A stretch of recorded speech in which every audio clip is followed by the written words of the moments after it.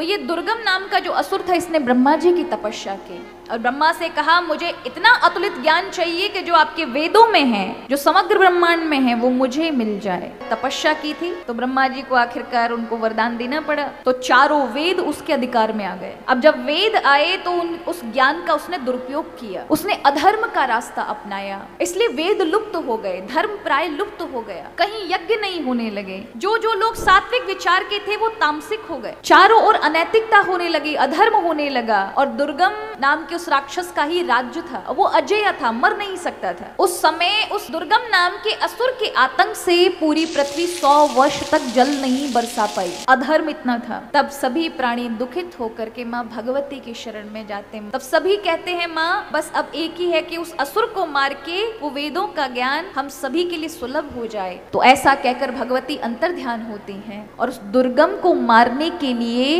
अपनी 10 महाविद्याओं को प्रकट कर देती हैं। और ये 10 महाविद्या प्रकट होकर अपनी शक्ति से उस दैत्यों की सेना का विनाश करना आरंभ कर देती है। दुर्गम लड़ने के लिए आता है तो भगवती उस पर चढ़ करके उसका नाश कर देती है, इसलिए तब से देवी को दुर्गा कहा गया। दुर्गम राक्षस को मारने के कारण भगवती का नाम पड़ा दुर्गा।